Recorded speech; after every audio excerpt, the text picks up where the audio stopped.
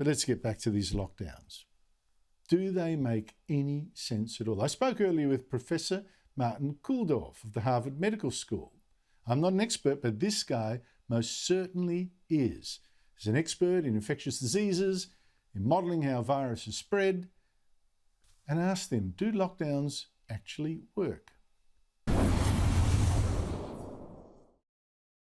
Well, I think the key thing when looking at lockdown is that when we have public health, so one of the principles of public health is that we can never look at one disease alone, like COVID. We also have to take into account the collateral public health damage from lockdowns, the effect on cardiovascular disease, cancer, diabetes, and most of all on mental health. Because lockdowns has dire consequences on the mental health of the population, as well as, of course, on the education of children and young people. Do you mean, though, that there is a benefit to lockdowns, that it does actually stop the transmission of the disease, or at least gives contact tracers the chance to catch up? What lockdowns does is it can postpone things into the future.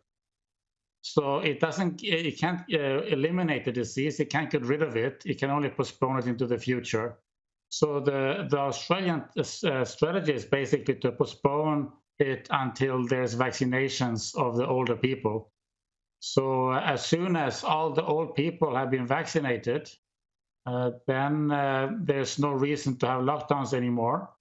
And we are never going to be able to have zero COVID. That's impossible. So at some point, COVID is going to be endemic, and we're going to enter a stage of herd immunity, where there are a few cases now and then, mostly in the winter season.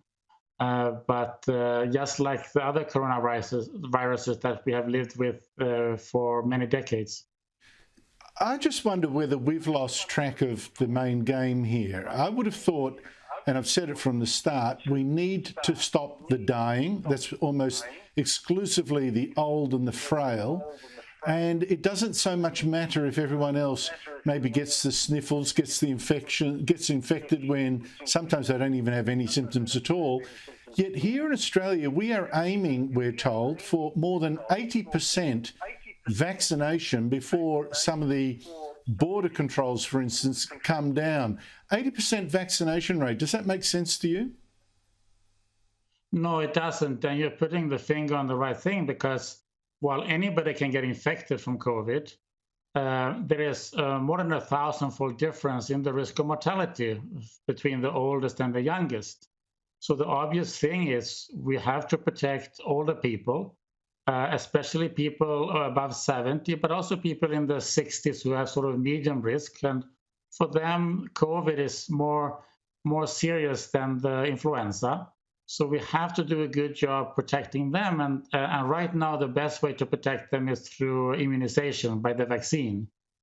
But for children, for example, and young adults, COVID is less dangerous than influenza, which is already has very low risk for that age group. So to close schools is much more damaging to them than the very, very tiny risk of mortality from COVID. So it's very unproportional. And we don't close schools for the influenza.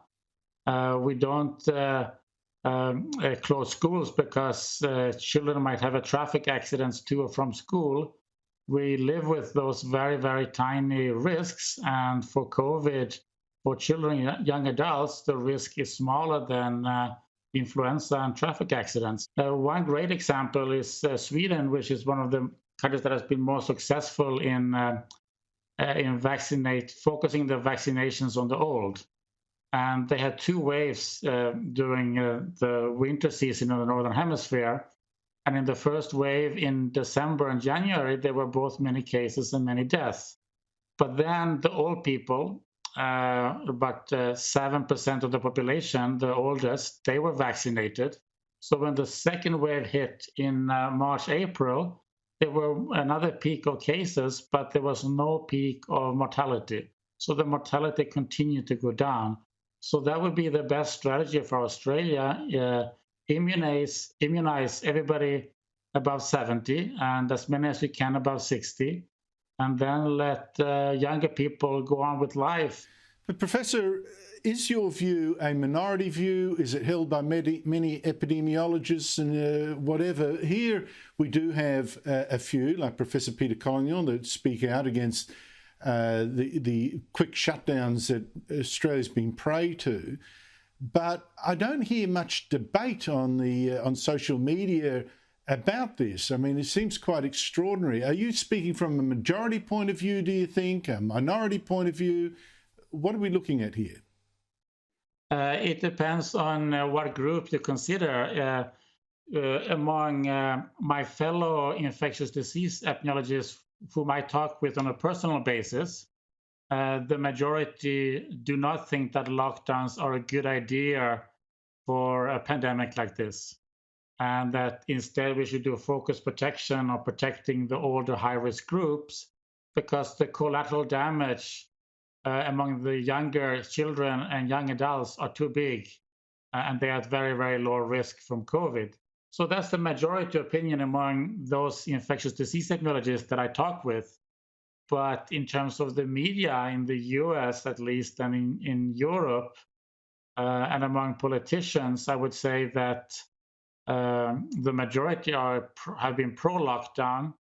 But that is changing in the US, because what happened in the US was that most states went with a lockdown approach, but a couple of states did not. Most importantly, Florida, who instead decided to go with focused protection, didn't close the school except for a few weeks, didn't close businesses and so on, but really emphasized protecting older people, both in nursing homes and others, with more testing, with not sending sort of reduced staff rotations. And then when the vaccine came, to really focus the vaccine on those older people. And it turns out that among the big states in the US, Florida did better than any other states. And it has much lower mortality than the average in the United States. So Florida did very well.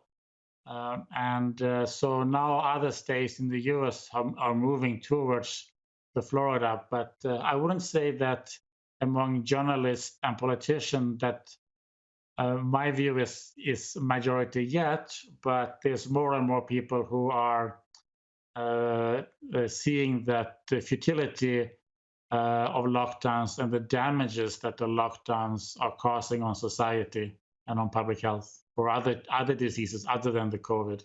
Professor Kulldorff, thank you so much indeed for your time. Thank you. It was my pleasure.